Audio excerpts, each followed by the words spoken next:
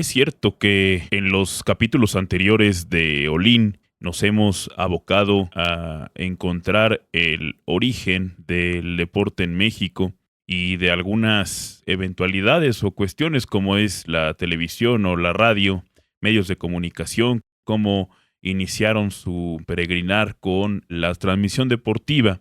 Y esta primera etapa de Olin me gustaría cerrarla no con un origen, sino con la primera vez y probablemente la última que una ciudad mexicana, en este caso la capital, la Ciudad de México, pudo ser sede de los Juegos Olímpicos de Verano en 1968. Una historia fascinante, interesante, llena de intrigas, llena de diplomacia política realizada por los miembros del comité organizador de los Juegos Olímpicos de 1968 y que permitió a nuestro país poderse posicionar hasta el año 2016 como la única ciudad perteneciente a un país en vías de desarrollo o como se conocía en aquel entonces del tercer mundo, en albergar los Juegos Olímpicos. Unos Juegos Olímpicos que fueron bastante señalados, bastante repudiados inclusive antes de llevarse a cabo, con amenazas inclusive de la posible muerte de atletas. Sin embargo, fueron unos juegos muy bien organizados y sobre todo algo muy importante. Se generó una infraestructura suficiente para la época y que sirvió para dar el impulso definitivo a la práctica de los deportes olímpicos en México, gracias a la construcción de una alberca, de un gimnasio, de un recinto que posteriormente se utilizó para otros eventos de corte artístico, como lo es el Palacio de los Deportes, pero que en general fueron sedes utilizadas durante prácticamente medio siglo o más de medio siglo, y que eso posiciona a México como una de las sedes que mejor utilizaron la infraestructura construida para unos Juegos Olímpicos, algo que ciudades del primer mundo como Montreal no puede presumir, después que los habitantes de esa ciudad de Canadá todavía al día de hoy siguen pagando la deuda de sus Juegos Olímpicos que fueron en 1976. País en movimiento, realidad en movimiento, cuerpo e historia en movimiento. Para Sonidera Central, esto es Olin, un podcast sobre la historia del deporte en México, con el maestro Juan José Sánchez. Pues sin más preámbulo, vamos a entender por qué México fue sede de los Juegos Olímpicos de 1968.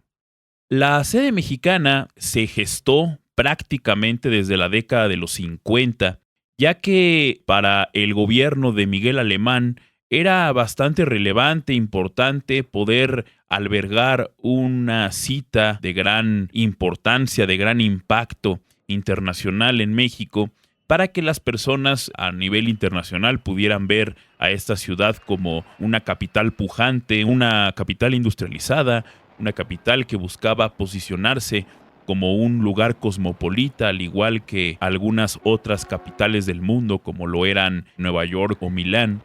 México se propone desde 1948 para poder ser sede de los Juegos Olímpicos.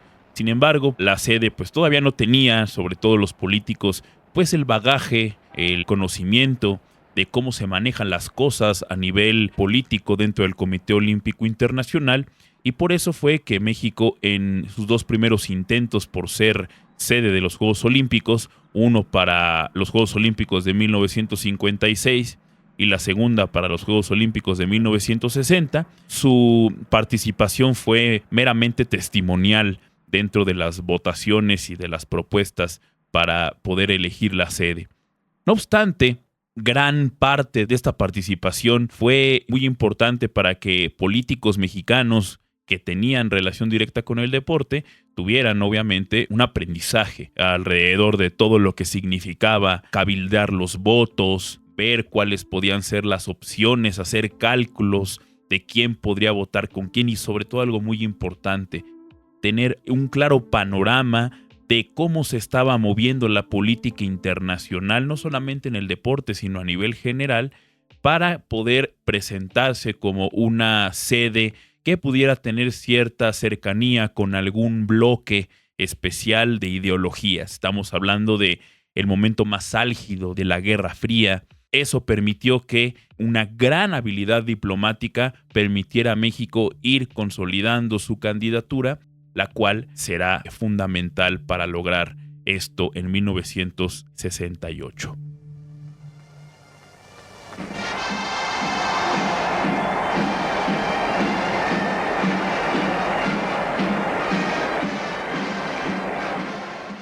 En 1963, específicamente el 18 de octubre, se llevó a cabo la votación dentro del Congreso del Comité Olímpico Internacional en la ciudad de Baden-Baden, en Alemania, donde se determinó qué ciudad sería la sede de los Juegos Olímpicos de 1968. A esta sesión del Comité Olímpico Internacional llegaron 4 ciudades siendo las posibles receptoras de voto de los participantes en esa reunión. Fue la Ciudad de México, la ciudad de Detroit en Estados Unidos, la ciudad de Lyon en Francia y por último la ciudad de Buenos Aires en Argentina. Estas 4 ciudades todas tenían cierto peso dentro del Comité Olímpico y a pesar de ello es relevante que la ciudad que partió como la menos favorita para poder ganar terminó siendo la que triunfó, que fue la Ciudad de México. En esa votación, México pudo ganarla con 30 votos por la sede mexicana, 14 votos para la sede de Detroit, 12 para Lyon y únicamente 2 votos para Buenos Aires. Las razones son diversas, pero nos vamos a centrar específicamente en todo el movimiento diplomático que existió detrás de la sede mexicana para poder llevarse el triunfo. Hubo 2 hombres claves en todo el proceso mexicano, que fueron Jesús Clark Flores y Marte R. Gómez. Clark había sido un empresario, un militar, coronel en campañas revolucionarias como el levantamiento sedillista en la década de los 30, y él siempre había tenido mucho dinero porque su padre, un inglés que se había establecido en México, siempre tuvo muchos negocios que tenían que ver con infraestructura y obras en la frontera de México con Estados Unidos. Él siempre estuvo interesado en el deporte y, de hecho, a partir de la década de los 40 y especialmente en la de los 50, ya era la figura más importante y predominante de todo el espectro deportivo en México. Fue un personaje que tuvo muy buenos vínculos, mucha cercanía con los gobiernos posrevolucionarios, el gobierno de Cárdenas, a quien le fue muy útil para combatir las rebeliones posrevolucionarias, también el caso de Manuel Ávila Camacho, por cercanía directa en la cuestión del ejército. Pero es con Miguel Alemán con quien lo unía más que el vínculo militar, lo unía el vínculo por los negocios y por este tipo de cuestiones, que entabla una cercanía tan relevante que lo lleva a no solamente posicionarse como el personaje importante de los deportes en México, sino también a poder llevar esto hacia otro lugar en el aspecto internacional. Él logra llegar al Comité Olímpico Internacional en 1952 gracias a que es reclutado o es una persona muy cercana al que en ese entonces fungía como presidente del Comité Olímpico de los Estados Unidos, Avery Brundage, quien, después de haber estado con este Comité Olímpico de Estados Unidos, logra dar el brinco y convertirse en el presidente del Comité Olímpico Internacional. Para finales de la década de los 50, Brundage consideró a Clark Flores como uno de los principales personajes, de los principales promotores del olimpismo en Latinoamérica, que no era igual que lo que se llevaba a cabo en la década de los 20, que en algún episodio platicamos de la conformación del Comité Olímpico Mexicano. Ya en este punto era más quién podía hacer mejor política, quién sabía más los recovecos de tal o cual comité olímpico, cómo podían convencer, en otras maneras cooptar, en otras más amenazar a ciertos comités que pues no estaban del todo alineados a la política que podía representar el grupo de poder dentro del Comité Olímpico Internacional. Y por eso Clark resultó ser una figura fundamental para Brundage y dar a conocer el olimpismo en Latinoamérica y sobre todo poder alinear los intereses de esta región a los intereses generales que se tenía en estos sitios del Comité Olímpico Internacional.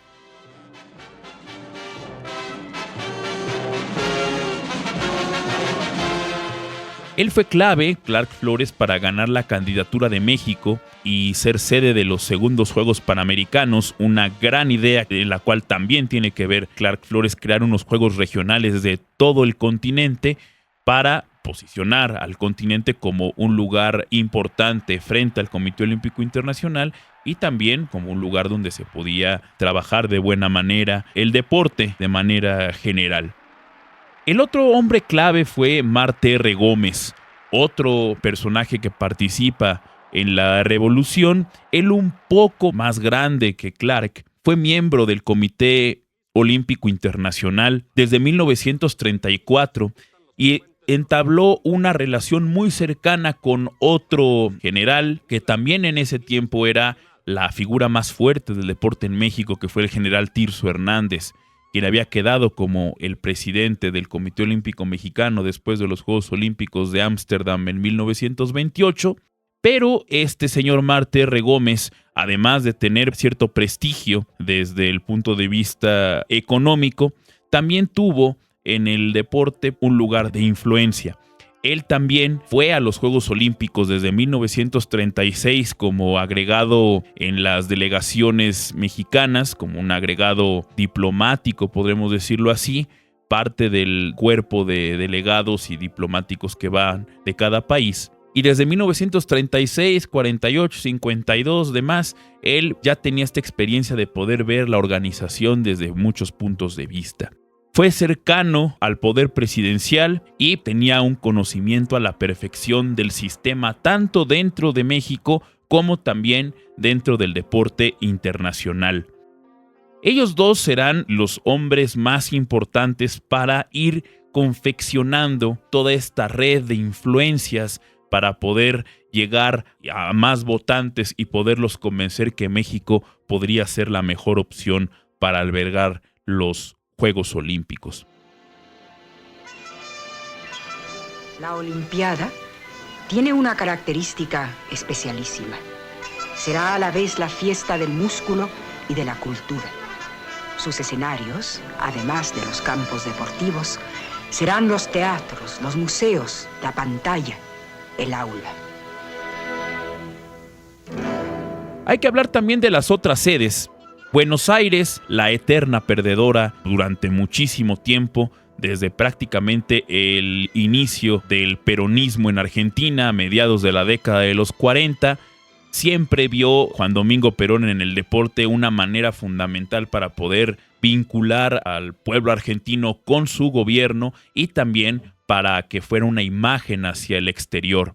Lastimosamente para él y para sus intereses, nunca pudo tener el suficiente peso para poder convencer a otras naciones de obtener alguna sede de un evento internacional. En el caso del Mundial de Fútbol, buscó quedarse con el Mundial de 1950. El Mundial terminó en Brasil, que ofreció a la FIFA el Estadio Maracaná y otras cosas más, resultó ganadora por ello. En 1958 también tenía intención de ser sede. La sede terminó recayendo en Suecia y la última gran opción que tuvo Argentina para organizar la Copa del Mundo fue para 1962, donde se cuenta que la excesiva soberbia, la petulancia del ministro del Deporte y del presidente de la Asociación de Fútbol Argentino en el Congreso de la FIFA y, por otro lado, la humildad y la cercanía en el discurso por parte de la sede chilena, decantó para que el país andino se convirtiera en la sede de 1962, lo cual causó una molestia muy grande porque Argentina era ampliamente favorita para llevarse la sede del Mundial y por este tipo de cuestiones y además también por una mejor oferta en cuestiones de ganancias para la FIFA por parte de la sede chilena, fue que al final terminan por decantarse por Chile. Y también Buenos Aires buscó la sede de los Juegos Olímpicos, igual que México en el 56, en el 60, inclusive en esas dos oportunidades quedó muy cerca, sobre todo en el 56, de poder quedarse con la sede de los Juegos y perdió por un margen muy corto con Melbourne en Australia. Posteriormente, ya en la década de los 50 y sobre todo durante la década de los 60, la inestabilidad política del país le restaron oportunidades a Argentina para poder quedarse con la sede de alguno de estos eventos. A tal grado que para 1966, cerca de los Juegos Olímpicos, Argentina llegó a tener hasta 3 presidentes en un año, lo cual evidentemente lo dejó totalmente fuera de posibilidad de poder ganar la sede de los Juegos. Lyon era una sede interesante, importante, porque se podía decir que era la ciudad de Centro Europa donde podían converger todas las naciones, tener pocos gastos de viaje. Tenía pues una infraestructura, sobre todo de transporte, suficiente para albergar los Juegos, pero el gran problema de Lyon era que no tenía una infraestructura real en cuestiones de instalaciones. La propia ciudad pues era una ciudad que pues no era la más importante de Francia, no era tampoco la segunda más importante. Entonces se tenía que construir demasiada infraestructura para poder albergar los Juegos. No obstante, tuvo en la parte geográfica, en su ubicación geográfica, el punto más favorable. Y la otra, la última de las contendientes fue Detroit, que era la ciudad de Estados Unidos, y hablamos obviamente del momento más álgido de la Guerra Fría. La mitad, o al menos una tercera parte de los votantes de este Congreso del Comité Olímpico Internacional, los iba a perder de facto por pertenecer a Estados Unidos. Todo el bloque comunista, el bloque centroeuropeo, el bloque también de algunas regiones de Asia, China, etcétera, no le iban a dar el voto a Estados Unidos por cuestiones de la Guerra Fría.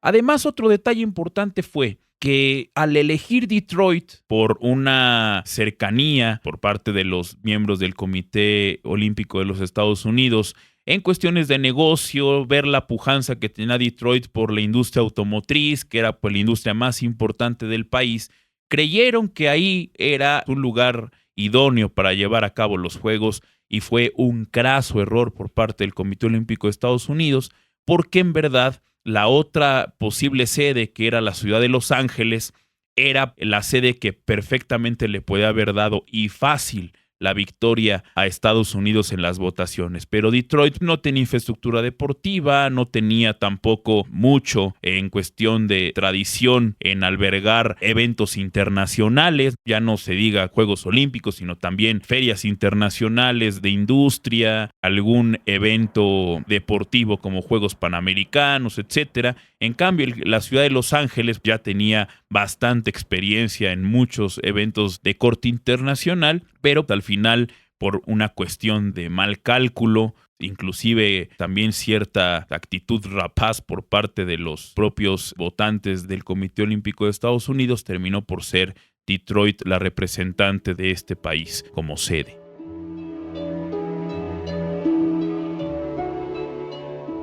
Y bueno, llegamos a la parte importante del episodio, que es hablar de México. México tuvo a bien tener varios elementos a favor. El primero y más importante fue esta labor que habíamos dicho de cabildeo político, pero no fue suficiente con el cabildeo político porque no le ofrecía la cantidad de votos necesaria para poder ganar. De acuerdo a la Carta Olímpica, de acuerdo a los reglamentos de los Juegos Olímpicos, para que una ciudad pudiera ser elegida como sede, tenía que poseer la mitad de los votos más 1 para poder ganar en una primera ronda de votación. Es decir, si se inscribían al evento de la votación 60 personas, México tendría que lograr al menos 31 votos para poder ser elegido sede en una primera ronda de votación. En dado caso que ninguna de las sedes pudiera obtener la mitad más 1 de los votos, se eliminarían las últimas 2 ciudades que hayan quedado en tercer y en cuarto lugar, y únicamente se quedaban las primeras 2, se les iba a dar un tiempo, cerca de un mes, para que repensaran la votación, volvieran a lanzar una breve campaña para que obtuvieran, podemos decirlo así, la simpatía de los votantes que ya no habían vencido de acuerdo a la elección que habían hecho, y pues entonces ahí se hacía directa la votación. El que resultase con mayor cantidad de votos también se declararía como ganador y sede de los Juegos Olímpicos del 68. México logró en esa reunión de Baden-Baden en 1963 la cantidad de 30 votos. 30 votos por 14 de Detroit, León tuvo 2 y Buenos Aires 2. 60 personas participaron y me preguntarán, bueno, ¿y cómo si fueron 30? México logró ser sede sin la necesidad de una segunda vuelta de votación. Y ahí vienen unos detalles que es importante contar y que es lo rico de esta historia. Antes de responder lo que acabamos de preguntar, es importante acudir a una persona que fue fundamental para que México pudiera ganar esta sede, que fue Cristina Múgica. Cristina Múgica era una secretaria que había trabajado directamente en su juventud temprana, los 20, 21 años, con Marta R. Gómez. Había sido su secretaria particular, le había llevado su agenda, era una persona cercana y mantenían cierta comunicación epistolar. Y esto es interesante porque en el año de 1954, más o menos, 56, Avery Brundage, a través de Jesús Clark, y que también conocía a Marta R. Gómez, deja abierta la inquietud de poder llevar hacia sus filas a Cristina Múgica como parte de su equipo. Tenía simpatía por su trabajo, probablemente otro tipo de simpatías también, pero solicitó a Marta R. Gómez la posibilidad de entrevistarla para poder ser la secretaria directa de Avery Brundage. La señorita Múgica logró entrevistarse, renunció con Marta R. Gómez y se quedó como la secretaria particular de Avery Brundage, y para 1963 seguía teniendo este puesto de secretaria. ¿Y por qué fue tan importante la labor que hizo Cristina Múgica?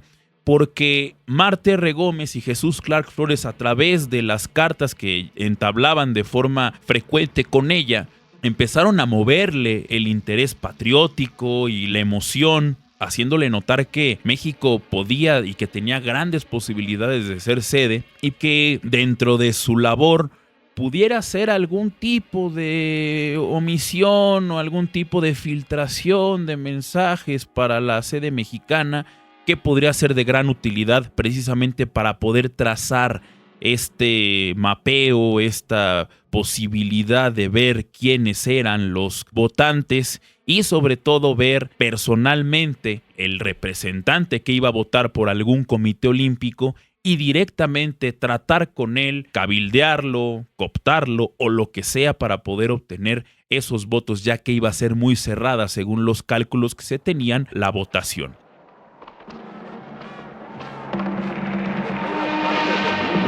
Los mejores atletas a la magna justa deportiva, los juegos de la 19ª Olimpiada.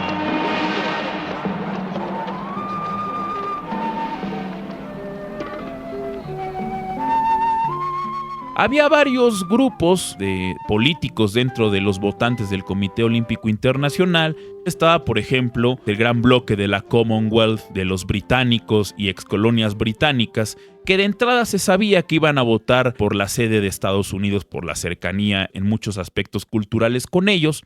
Entonces, ya al saber cuántos personajes iban a votar de ese bloque, México no se preocupaba por ir por ellos. Pero sí había otros bloques a los cuales iban a ser fiel de la balanza para poder irse de un lado o hacia otro.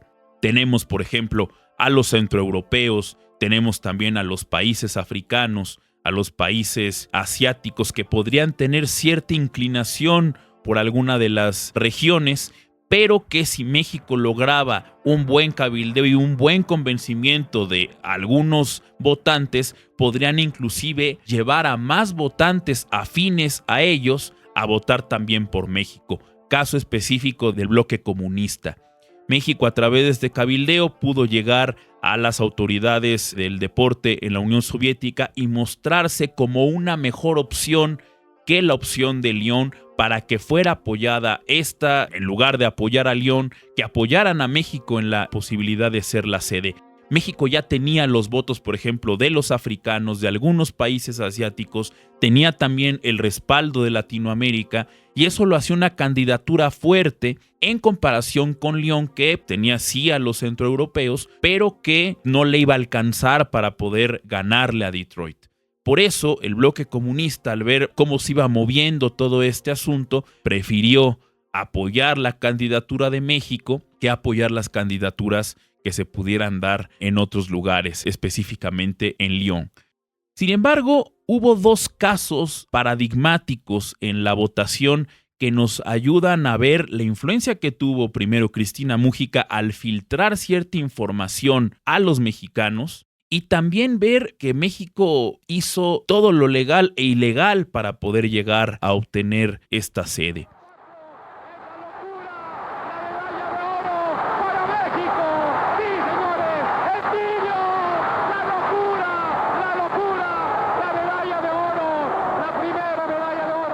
El primer caso es el del representante alemán Willy Brandt.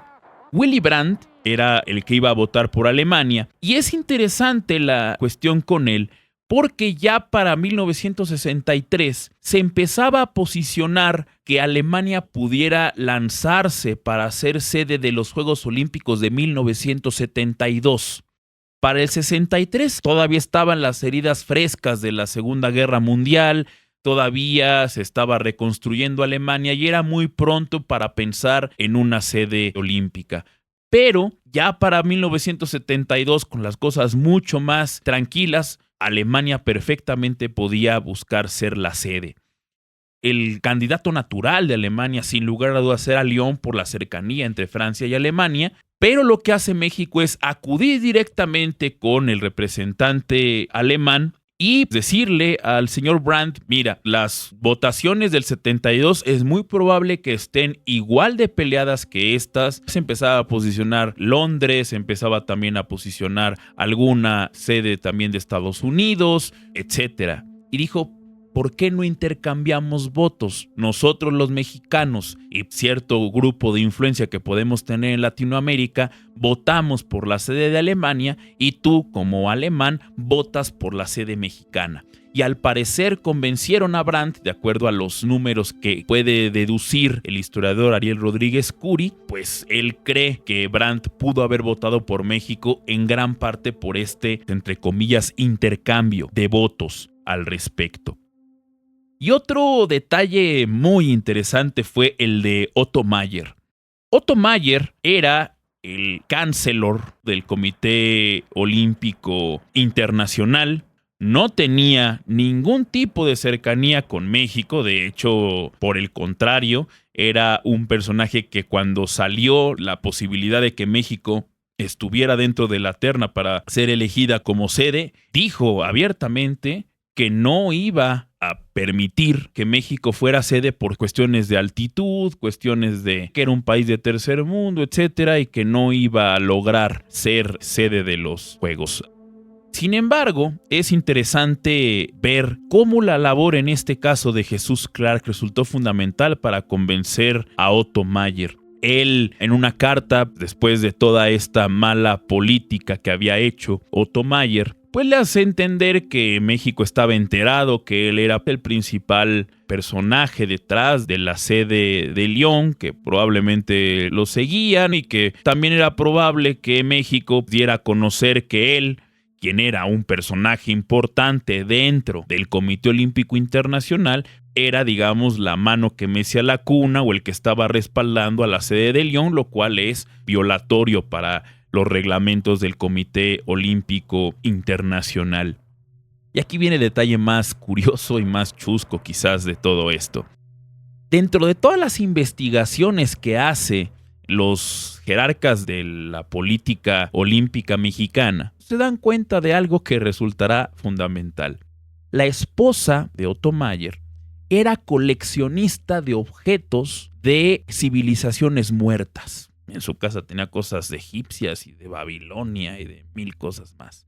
Y dentro de esta carta que le envía Jesús Clark Flores a Otto Mayer, tranquiliza las aguas, que no esté generando esta mala prensa y que también le envía, al parecer, no fotografías, pero sí algún tipo de noticia de una reproducción de una máscara de jade de la época prehispánica del siglo XV, podía llegar a las manos de su esposa si existía este bajar tono a las declaraciones de Mayer en la prensa.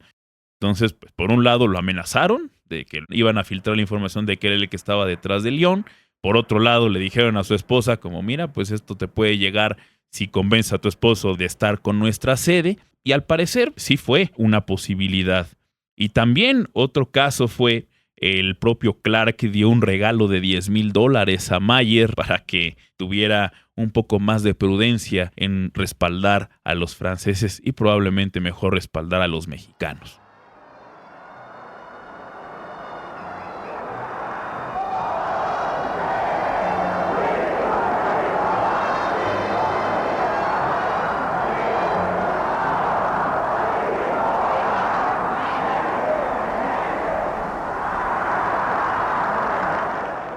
Cuestiones como estas pasaron todo el tiempo en los juegos. Y la última interesante, y con esto respondo lo que habíamos preguntado retóricamente hace rato, ¿por qué México ganó con 30 votos y se registraron 60 personas? Porque lograron que solamente se registraran 58 votos. 2 votos no se registraron y nadie sabe de quién eran esos 2 votos. ¿Por qué? Por una razón muy simple. En el evento se le llama a las personas a que voten, se hacía con un papel, se ponía el nombre de la sede que te interesaba, la persona iba, depositaba el papel en una urna, se sacaban los papeles y se determinaba el ganador o los que pasaban a la segunda ronda de votación. Para México era fundamental que se decidiera en la primera ronda. Si se iban a una segunda ronda de votación con Detroit, era imposible que México pudiera ganar, la maquinaria de Estados Unidos iba a funcionar para vencer a México. En ese momento donde vienen las votaciones, hay un detalle interesante. Al finalizar las votaciones, después de que se leyeran los papeles y los resultados, se quemaban las boletas para evitar que hubiera dobles boletas y demás. Se quemaban en ese momento y pues nadie tenía registro de quién había votado por quién y quién había llevado a cabo tal o cual cuestión. Esto obviamente es importante mencionarlo porque muchos de los votos llegaron comprometidos con tal o cual sede. ¿Qué fue lo que hace México? Llevó a 2 votantes, se puede llegar a suponer que fueron votantes de la región de Asia Central y Asia del Sur, región también de la India y demás. Los metieron en un cuarto, probablemente pudo ser el baño, y ahí les ofrecieron dinero en efectivo, dólares en efectivo, para que se quedaran ahí, que no salieran al momento de la votación, no tenían que hacer nada más que quedarse un momento ahí. Y además todos los votos que estaban ya comprometidos o estos votos que pueden estar comprometidos con otra sede, nadie iba a saber que ellos fueron los que no votaron, porque se destruían las papeletas. Insisto, toda esta es una especulación, no mía, una especulación que ha hecho un historiador, Rodríguez Curi. Es probable que se hayan quedado estos 2 personajes fuera de la sala de votación al momento de llevarse a cabo la misma, y a pesar de estar registradas 60 personas, solamente se mostraron o se dieron 58 votos, asumiendo que los otros 2 votos no estaban participando, eran votos de abstención, los cuales no contaban para la contabilidad final. Pero si un personaje se paraba, dejaba su voto y decía abstención, claramente se iban a dar cuenta que no se había dado el voto por parte de una persona. Al destruirse no hubo esta posibilidad y se dice que pues esto fue el último punto que necesitó México para poder ganar la sede de los Juegos Olímpicos, que sin duda alguna es el gran culmen de este gran proyecto de nación que podemos decir que nació en 1923 con la creación del Comité Olímpico Mexicano, una gran etapa de consolidación del deporte en México y que en 1968 encontró el punto máximo al organizar los Juegos Olímpicos de verano. Este es Fragoso. Nada, ni tacleándolo, Fragoso. Fragoso, ahí está, José Luis. ¡Gol! ¡Gol! Hasta los niños.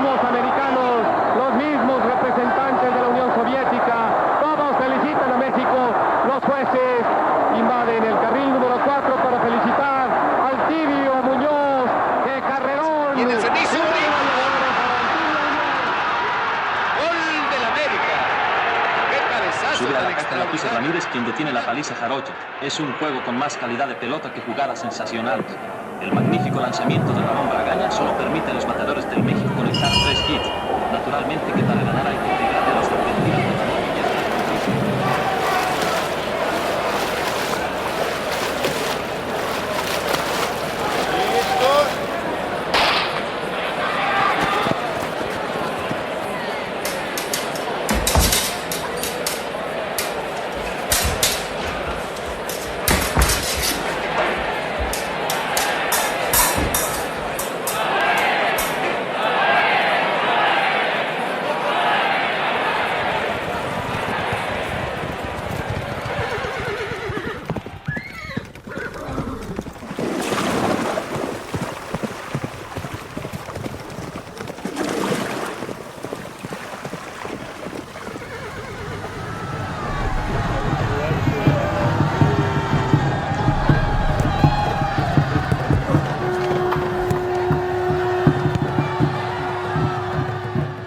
De México 70 y México 68 al México prehispánico. Esto fue la primera temporada de Olin, un podcast sobre la historia del deporte en México. Gracias por escuchar. Tú puedes ayudarnos a producir los contenidos que nos merecemos todes. Te esperamos en patreon.com/todo menos miedo. Y puedes donar parte de tus impuestos para apoyar proyectos culturales y sociales como este. Solo escríbenos a altavoz.ac@gmail.com. Olin es un podcast creado y producido por Sonidera Central y Altavoz Social y Cultural AC. Guión y locución, maestro Juan José Sánchez Bracamontes. Producción, Sebastián Morales, Gabriel Astorga y Benjamín E. Morales. Producción ejecutiva, Cecilia Pérez, Manuel Gil Antón, Dava para Más, Elena CDMX, Margarita Moreno, Marcovian y Vuelo de Grulla. Edición y diseño sonoro, Jorge Mendoza, Katia García, Fernando Jiménez, Nicolás Galán y Alejandro Blanco. Música original, Alejandro Blanco. Agradecemos a Juana, Aleida Savi, Mariana Gómez, Alfonso de la Rosa, Chiquitillo, Diablo Sayayín, Diana R. Banda, Edith A.M., Iracusne Incierte, Isabel Pedro, Giovanna Hernández, Juanga, Néstor Gelipe, Tremendo Guanajo, Claudia Olivia Gama, El Indio Ladino, Evaristo Bedriñana, Gabriel Astorga, Jonathan Santos, Jorge Mendoza, Juan José Sánchez, Marta Lilia Morales, Media Luna, Amaranta Cabrera, Diego Echeverría, Iván Said Martínez, Lau Baneco, Natia Mezcua, Noemí Aragón, Rodrigo Morales y Jair Orozco, su apoyo incondicional para la realización de este episodio.